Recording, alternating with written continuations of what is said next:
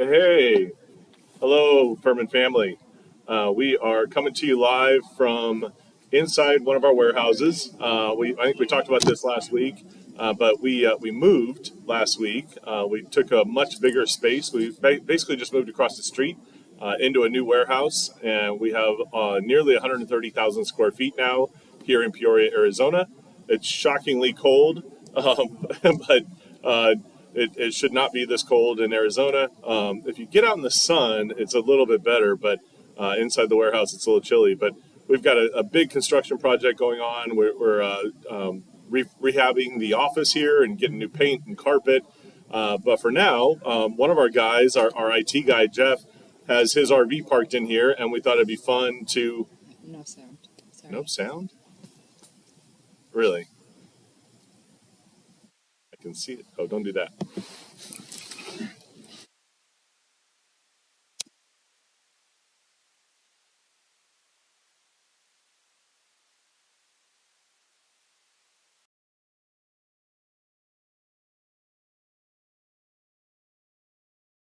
I thought I heard you on her phone. I heard you on my phone too. I thought so too. All right. Is that okay? It kicked in now. Can you hear us now? Okay, great. Check, 1, 2. Yeah, we're nothing if not rife with technical difficulties. So we are coming to you from inside the Firman warehouse. We've got our IT guy, Jeff, has his RV parked in here, and we thought it'd be fun to show you our new ZeroE battery storage system in front of one of the RVs that we've got, and be able to even plug it in, and we'll be powering the RV with the ZeroE. I'm joined today by Dan Carter. Dan is our Director of Product Development, and he's responsible for this new project. So we're pretty excited about it. Yes, this is actually something that I've been working on for quite a few years. The future is batteries when it comes to cars, when it comes to storing energy for your home, but it's also for portable power. There's a lot of people out there that aren't interested in maintaining a generator, the sound of a generator, putting it 20 feet away from where you're using it, and just generally with things that they can't just plug in and plug things into it. So portable energy storage systems are the answer to that. You can use them in a condo, which you can't generally use a portable generator. You can use them in a van, you can use them in an RV, you can use them pretty much wherever you want. And our solution also gives you the opportunity to take as much power as you want. So it's a stacking slide lock system where the head unit, which we're calling the ZeroE, can connect to a Power Pack Plus 1000, and it makes it relatively easy to figure out how much power you need to take with you. You figure out how much power you plan to use at any given time. If it's 1,000 watts, then for each hour of power that you want, you just grab another power pack.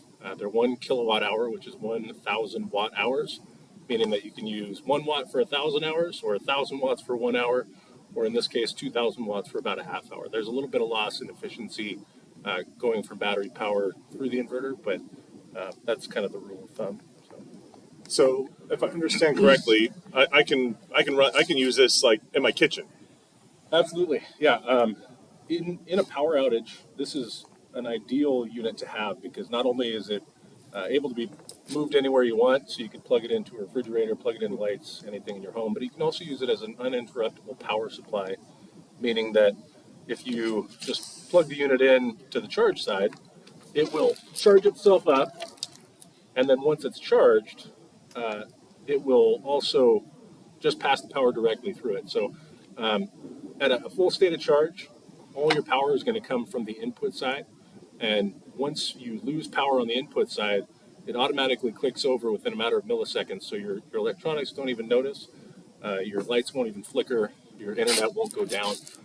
It's a great solution for anything that you need to have power for, no matter what. So I've got a freezer full of elk in my garage, and I'd be really heartbroken if I lost it. Sure. So I can help you use some of that. I'm sure you can. So for example, we're going on vacation in March for a week. If I had my freezer plugged into this and this plugged into the wall, I don't have to worry about there being a power outage, right? Yeah, so chest freezers are actually one of the most efficient type of refrigeration that you can have. And with a chest freezer, if you don't open it, it uses a very, very small amount of power. And one big difference between a portable energy storage system and a gas-powered generator is there's no idle loss. So if you've got something plugged into this and it's not pulling any power from it, a generator is going to be idling at either 3,600 RPM or around 3,000 RPM if it's an inverter. With this, if you're not pulling power from it, you're not really losing much capacity. It's less than a watt of output. So while you're not it would run power. my chest freezer for a long time. A very long time. In here, it would probably run your chest freezer for the rest of eternity. Right. Yeah. It's freezing in here. But yeah, any freezer that has something important. I've got very young children, so there's breast milk in the freezer. Sure. And it would be devastating to lose that. So keeping your food safe in a power outage is a really helpful thing that this can do. And you don't really have to think about it because you just plug it in and leave it there. It's going to maintain its own charge. It's going to flip on if the power goes out, and you'll probably never even notice it. I know one of the things that people ask, one of the questions that people ask about using a portable generator in a power outage is, obviously you've got to run the generator outside and more at least 20 feet from a dwelling. So if I've got my generator running in my backyard and it's 20 feet away from the house, really means I'm going to have a handful of extension cords to get power around my house to where I need it. So I run an extension cord to the house, and then I've got another cord, going to my refrigerator, and another cord that's got to make it all the way into the garage to the chest freezer, and maybe another cord going to my router and my modem if I want to have my internet on, which I do. I don't want to lose food, but I also don't want to lose Netflix. So now it means I have extension cords running all over the house. Now with this, I could I could sit this on my kitchen countertop and plug it in to just get it closer to the devices it's running, right? Yeah. First of all, let's back up. We always recommend that if you're going to run a generator to run your house, manual transfer switch is the best way to go. So it keeps you from having any opening in your house that could let carbon monoxide in your house. And we definitely prefer that. In an emergency situation, people do occasionally run cords to do that. 20 feet minimum away from your house is important, and the exhaust pointing away from any occupied dwelling.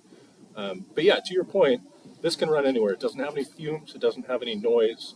It'll have a little bit of noise from the fan if you're pulling a lot of power from it. Pretty or if quiet, you're charging it really quickly because some heat builds up and it's got to keep itself managed. But yeah, you can take it anywhere with you. And I was actually just talking with my wife about this last night. How it's kind of funny that prior to just a few years ago, there were just situations where people didn't have power. If you're going on a road trip and you want to run a hair dryer, you're out of luck. That's too much power to have from your car. You could get an inverter and plug it into your car battery, and it's a pretty wonky way to get power out of your rig. But for us now, we just throw it in the back of the car. We can run kids' bottle warmers. We can charge iPads. We can run anything that you would run out of a normal household outlet, because this is a 2,000 watt unit. So it's going to have just as much power as a regular 15 amp duplex plug that's in your wall. That's great. So power where you've never had it before is what this opens you up to. And it's something that for everybody's entire lives, you've just had situations where you didn't have power available to you, and this gives it to you. Now, last week I was out in Quartzsite, Arizona. There's a big RV show that happens out there once a year. Quartzsite, if you're not familiar, it's a town that's close to the Arizona-California border. And during the summer, there's maybe 2,000 or 3,000 people that live in Quartzsite. This time of year, at the end of January, when the RV show goes on, there's 750 to 1 million people who camp out there in the desert. It's crazy. You come over this hill, and it's just a sea of RVs in this big valley. There's tons of people out there who are, I think they call them van lifers. So they're traveling around. They live in a van or they live in a small RV. But with those folks, a lot of them have solar panels on the roof of their van. And this is really a wonderful solution for those kind of people because they can get the power they need. It's rechargeable. They can keep it in their van so it's not outside where somebody might be able to steal it, or it could get damaged by weather. But this is a really good solution for van life people, right? Absolutely. Anybody who's dry camping or boondocking, whatever you want to call it, where you don't have hookups in an RV campsite, it is pretty difficult to get power, and you don't want to have an entire campsite necessarily full of generators that are running all day and all night. It makes it a little bit tougher for people to sleep. And so what you can do is either get solar panels to charge during the day, or use your generator to charge during the day. And then once it's time to be quiet and everybody wants to be able to talk quietly, let the kids sleep, all that stuff, shut the generator off and you can go to your portable energy storage system for all the power for the rest of the night. It also works when the weather starts getting a little bit warmer and you have a generator that you want to run off during the day to run air conditioners. There's less of a need for air conditioning at night, and so it's going to deplete the batteries quite a bit slower during the nighttime. We've actually got the extension cord that can power this whole RV. It's a TT30 receptacle, and This guy. we've got a full 30 amps of output available through this unit when it's paralleled with another unit. So if you get two ZeroEs, there's parallel ports on it. Connect them together, you can get all 30 amps required to run the air conditioner on an RV like this. So That's awesome. That gets you to the point where you've got 30 amps of combined output, or 40 amps in two 20 amp head units separately, and up to 10 expansion packs for each unit. So what that means is 1 kilowatt hour from the head unit, 1 kilowatt hour from each expansion pack, meaning 11 kilowatt hours of power. Wow. That you can run 30 amps at a time out of your RV, or 40 amps at a time from the duplex plug that's on there. It's just like the plugs in your wall.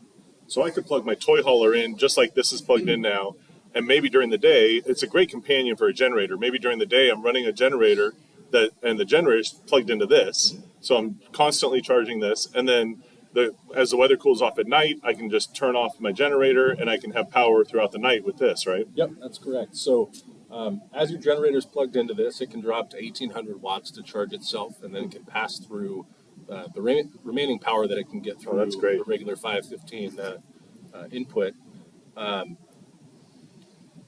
Then once the weather changes, you can just shut the generator off. And I know one of the concerns for people who are camping, whether you're camping in an RV or camping in a tent, a lot of people, like myself, need to sleep with one of those CPAP machines. Look like Darth Vader while you're sleeping. Sure. Sound like him too, actually. And that's a big concern. I mean, it's a medically required device. And so if for some people that might keep you from going camping. You might have a great tent set up and maybe you've been camping for years, and now your doctor says you need to sleep with one of these machines. And how do you do that? This could easily power a CPAP through the night, right? Oh, easily. Yeah. 1 kilowatt hour of power just from the head unit would easily energize a CPAP all night. Probably one for you and anybody else in your RV that you want to run it. That's really great. Yeah. We just had a question. The question is, what does this weigh? The main unit's about 42 pounds, and then each expansion pack is about 35 pounds. Okay. So it's manageable. Yeah, they're not lightweight, but they're easy to move around. And one of the reasons why having a parallel capable stacking system like this is so useful is that you can carry one in each hand, or if you want to break it apart, it's got two handles on it, and it's relatively easy to move. Quite a few of the competitive units on the market have more power per piece, but what that means is it's also a lot more weight per piece. So right. Sticking to 1 kilowatt hour per piece for our units here actually just makes it a heck of a lot easier to move around. One other reason why the weight is what it is in this unit is that we use lithium iron phosphate rather than nickel manganese cobalt batteries. And what that allows us to do is, rather than having 500 to 800 charge-discharge cycles available to you, it's going to be 4,000 to 6,000 charge-discharge cycles, down to 20% state of charge. So, and what's a discharge? What's that charge-discharge cycle? Yeah, it's a great question. What that means is you can charge it all the way up to full, and you can run it all the way down to 20%, 4,000 to 6,000 times before you get down to 80% capacity. So after 4,000 to 6,000 times, which is so if I used it every day, 10 or 12 years. All the way down discharged, all the way up to charged, and you could do that if you're off-grid with a solar panel and using this as your primary power source. It doesn't mean that it's dead. It just means that rather than 1 kilowatt hour of power, you're only going to have about 800 watt hours of power. So after 12 years. Yeah, exactly. Yeah. So it's a unit that you can We're going to have flying cars by then, right? Yeah, okay, good. I would hope so. Yeah, and honestly, by that time, it's probably going to be mostly energy storage systems rather than generators anyways. But you're not going to have to get rid of the battery pack just because it's lost capacity like a lot of your drill and driver batteries do after they sit in your garage for a long time. It just runs out of power. NMC batteries are great. They're inexpensive. but they're not as safe and they don't have nearly as many charge cycles. So Okay. lithium iron phosphate is a better chemistry for energy storage in general. It doesn't have thermal runaway issues, so if it does get hot, it's much less likely to have anything like the old Samsung Note 7 issues or the Boeing Dreamliner. Oh, they don't burst into flames. That's the idea. That's good. Yeah. So it's a much safer, much longer lasting energy storage system than most of them out there. That's awesome. That's awesome. How's the battery connect to the head unit? Sure. I can show you. Plug here. Sure.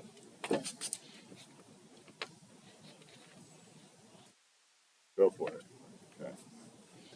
Let's shut them off before you disconnect it.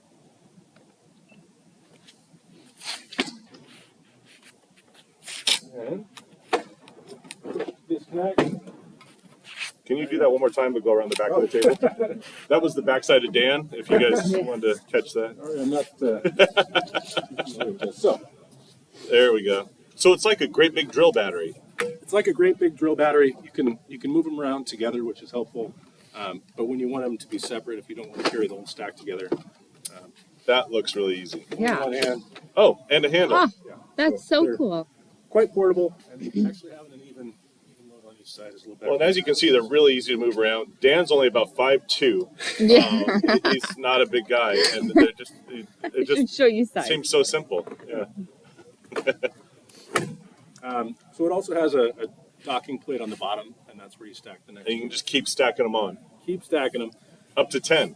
up to 10. That's awesome. That's a lot. That is a lot. It gets pretty darn tall at that point. So Sure. the next accessory to come out is actually a dolly that'll parallel 2 stacks, so we can keep it down to about 5 units per stack. Can I connect them with a cable instead? You will be able to, but you do need to have that connection that's on the bottom and top of this. Got it. That's great. And you might have seen me pick up my phone. There's a wireless charger built into the top. Yep. So you just drop your phone on there and it starts charging. Yep. Nice. Qi charging. What do they call that? Qi. Qi? QI. QI? Yeah. And another thing that we decided to add to this that nobody else in the industry has added is 100 watt USBC input and output. And what that means is the computer that we're streaming from right here, it's got a 65 watt USB-C charger to run the computer. Some big MacBook Pros have up to 95 watts. The batteries on the PowerPack Plus and the ZeroE can accept 100 watts or distribute 100 watts. Oh, So wow. plug in a USB-C charger that charges your phone. It's going to charge this. It's going to do it relatively slowly. It'll charge the head unit and base at 1800 watts from our included chargers, or straight through a regular extension cord. You can get 100 watts in and out, which That's pretty great. it's pretty great just because you've already got USB-C chargers all over the place, and you can use it to charge. My laptop, my iPad, my phone, Yeah. all that stuff, our cameras, all that stuff will charge directly either off of the head unit or just off the battery, right? Yeah, and this unit can charge in or out. That's amazing. Yeah. So, like, there's a USB-C port in my truck. I could plug a USB-C cord in from the truck to this and charge it while I'm driving down the road. Correct. It's a relatively slow way to charge it, but it's just such a handy thing to be able to charge it anywhere you're at. Yeah. If you're in a power outage situation and you didn't happen to bring your big external battery to charge your PowerPack Plus expansion modules, you can take it somewhere and then charge it with a USB-C charger that's in everybody's house and car. So we know we can charge it with a USB-C charger. We know we can charge it with an extension cord. Yep. How else can we charge it? You can also charge it with solar through the MPPT This thing? sold separately accessory. MPPT is maximum power point tracking, and that's the faster charging method out of the two. There's pulse width modulation, PWM charging. That's kind of the old version of what people use in solar. And MPPT, and the MPPT controller will charge either the head unit or the battery, up to 400 watts out of that one, 800 watts theoretically. Wow. Yeah. That's great. That's a lot of charging options. It is. Could I use them all at the same time? Not all at the same time. The battery management system is going to limit you to how many charge sources are going into the battery at once. Okay.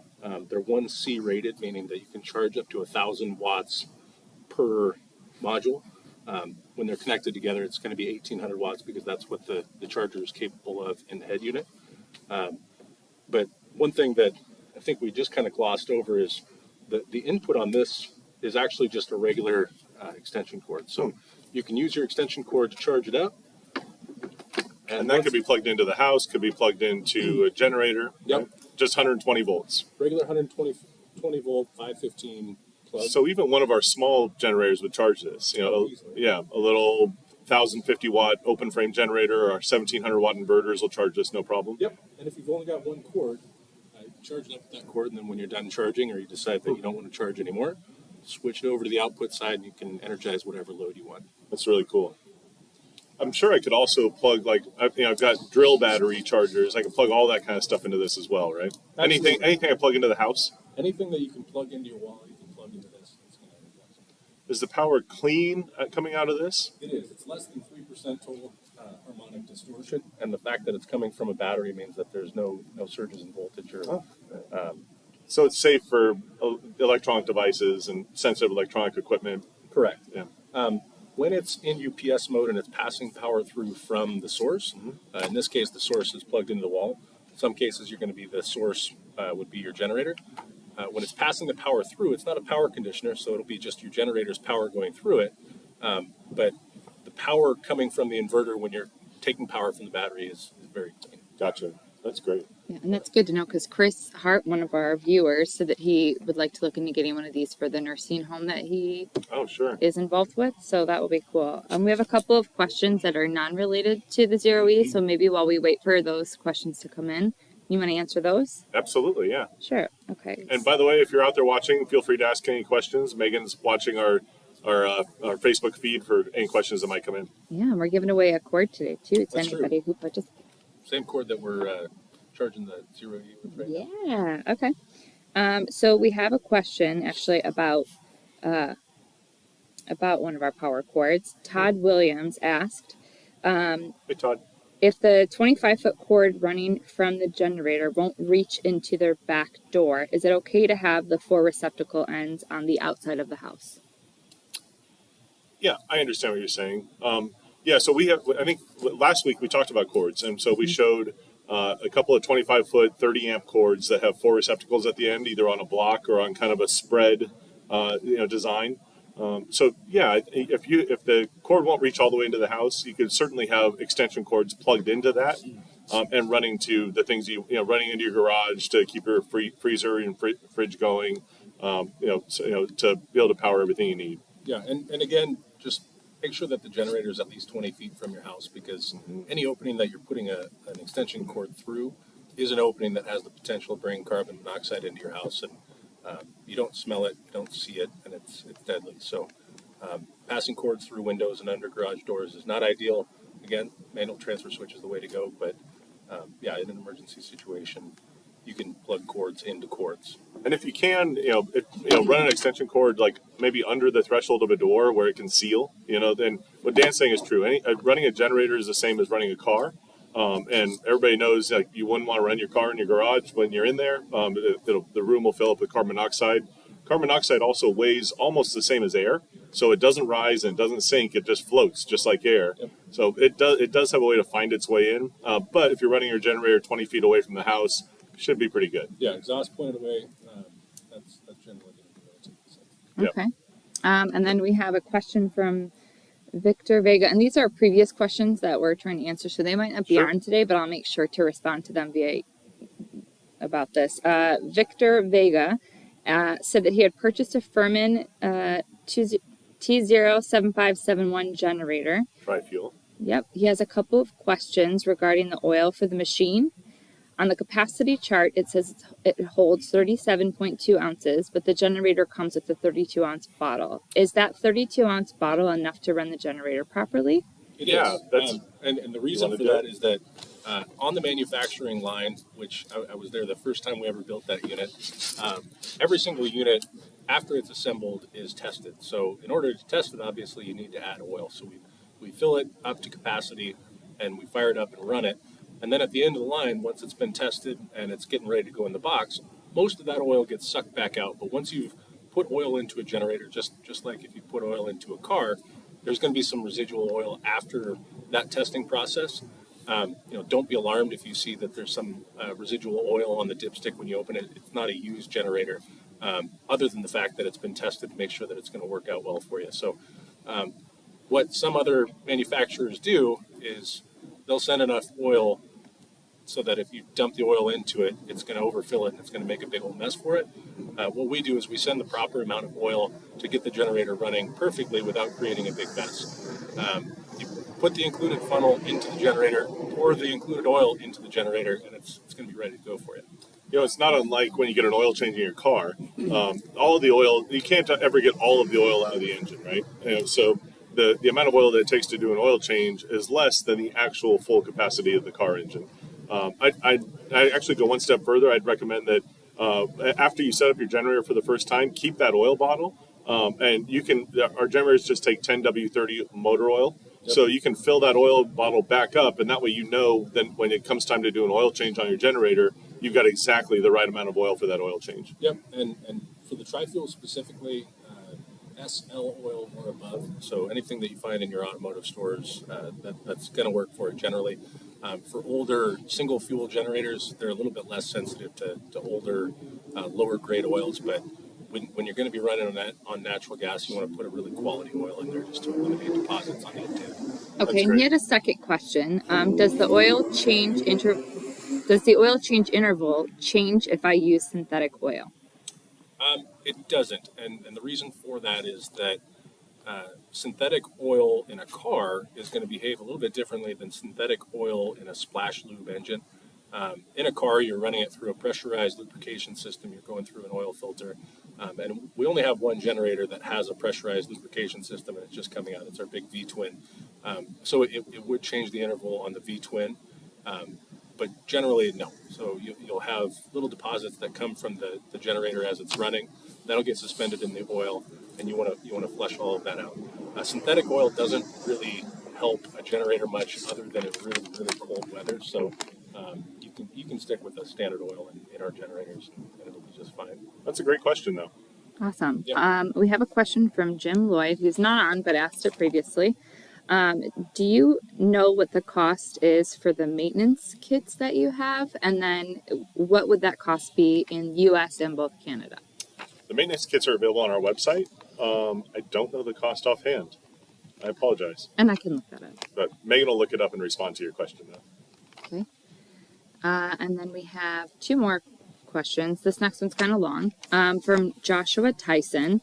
He's looking for 2 generators, something around 12K startup power. He'd like a dual fuel for himself, and for his mom, he'd like to get a natural gas, so he's thinking a tri-fuel.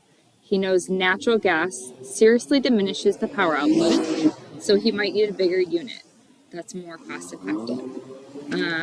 What would you recommend he get for the dual fuel and the tri-fuel?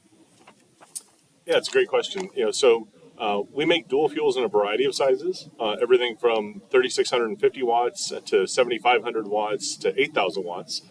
We make our tri-fuel in 2 sizes right now. We have a 4,000 watt running, and then we have an 8,000 watt running. And if you want to run a tri-fuel, the biggest one that we have is a T08051. It's 8,000 watts running, 10,000 watts peak. It is 120 and 240 volts, and it's 50 amps. So that's definitely the one that you'd want to look at if you're looking for the biggest tri-fuel available. There's no one else on the market that has a bigger portable tri-fuel. And the next step up from that would be going to a full home standby, permanently installed generator, but they're 10 times the cost of our tri-fuel. And they're a very long wait. And they're not available for about over a year at this point. Yeah, there's a big backlog of them. I do have some larger tri-fuels that are in development, but not ready yet, and I'm looking forward to when those get a little bit closer, coming back with Jason to talk to you about it. Yeah, and really the best thing to do is kind of figure out what you want to run.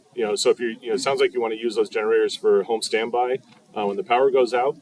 So just figure out what it is that you want to keep running when the power does go out. So and you can add up the wattage draws of those devices. So if you have owner's manuals for them, you can look that up, or you can look online, look up your model number online and find out how much wattage it uses. So maybe your refrigerator, your freezer, your TV, your router, charging your laptop and your cell phone, all those things that are really important to keep on during a power outage. Maybe a space heater or a mini split or a window air conditioner, so you're sleeping in air conditioning. And if you can add all those things up, you'll be able to figure out what size generator you need. One thing that you'll notice as you're adding up all those power, just from the label on your appliance that you're trying to energize, is that the power is somewhat surprising from some different appliances. Like you think of a hairdryer or a space heater, they're really small, they're really quiet, and you wouldn't think that that's very much power. But the reason why they size hairdryers and space heaters the way they're sized is to maximize what's available out of a receptacle in your home. So they're going to be about 1,800 watts at full blast. So if you're running 4 space heaters just in 4 different parts of your home, that's going to be 7,200 watts, and that's an entire generator worth of power. If you're running just compressor-powered freezers, they don't really draw very much electricity while they're running. They draw quite a bit when they start up, just the surge wattage when the compressor starts. But if you vary the time that you plug each one in, you can run a lot of those types of appliances. Just plug in one refrigerator or freezer, wait for it to start up, then plug the next one in, and just alternate them. And I think thanks to Energy Star requirements, a lot of newer refrigerators and freezers take a heck of a lot less power than they did 25 years ago. Yeah. So now they're using linear compressors and things like that, where they use a lot less power than they used to. Yeah, and here in Phoenix, my house has a big giant air conditioner on the roof because it gets really hot here. And what I've found is even when the big air conditioner is running, the running wattage that it's using is around 8,000 watts. And there's not really any appliances that draw more than a whole home air conditioner like that I can think of. So the surge wattage is really what you need to watch on there. And then the easiest way to figure it, the most accurate way to figure it out would be get something like a kilowatt that you plug into the wall, and then you plug your appliance into it, and you can see how much electricity it's drawing. Right. And even a little bit more accurate than that would be an amp clamp that you just clamp around the hot leads on your cord to see how much power it's using. That's great. That's good advice. Okay. We're kind of past our time a little, which is okay. But did you have a minute to answer the second part of the question, or should I just... Go for it. He just... let's see. He's read some reviews. This is also from Joshua Tyson about generators and how they are hard on some devices like computers. And for example, his mother owns a Samsung refrigerator with an iPad made into the door. It's been a finicky electronic for some time. But he's wondering, how real is that fear? Yeah, it's a good question. So we're filming this right now on a laptop, a Dell laptop. But this laptop the charger has a 120 volt input that gets plugged into the wall or into a generator or into a battery storage system. But then the charger itself actually changes that 120 volts AC into DC power that goes into the laptop through a USB-C. Yeah, so if you're using a laptop or anything like that has an external power adapter, it's very likely that power adapter is going to condition the power and while it converts it into DC power. Yeah.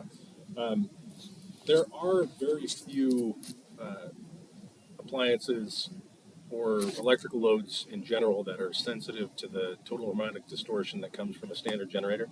A Samsung refrigerator, I think I've also heard that some LG refrigerators are a little bit more sensitive. And then there's a couple different kinds of thermostats that have some sensitivity to THD. But generally, a normal standard THD generator is not going to cause any problems in your home. It's going to be a great backup option. Yeah, I know. We have a whole tech support team here at 844 Firman 1. I've very rarely heard of anything that actually won't run on one of our generators.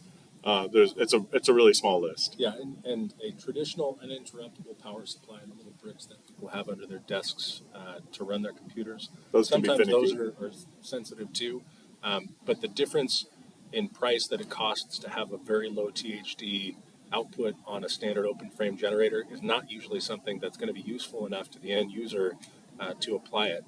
You know, you can make any generator you want, but it has to make sense. It has to provide a value, and adding low THD to most generators does not make sense. All of our inverter generators are very low THD, so that's an excellent option. They're getting bigger and bigger, and we're pushing that size up. So as we get larger ones, that could be a good option if your refrigerator is especially finicky. I can tell you that we travel around the country a lot doing trade shows, and a lot of those are outside, and a lot of those we're running generators. So we might have a pellet grill plugged into our generator, and at the same time we've got laptops plugged in and portable speakers and all kinds of things, and we've never had an issue with that, even with our open frame generators that are not low THD. Yeah. Guys, thanks so much. Really appreciate Dan being here today. Thanks for having me. Yep. And look forward to talking to you guys next time. Thanks all. Next week on Monday, we're going to be in Las Vegas again. We're at the Matco Tools Show. So me and Todd Messner, one of our sales guys, will be coming to you live from our booth at the Matco Tools Show on Monday. Be sure to tune in.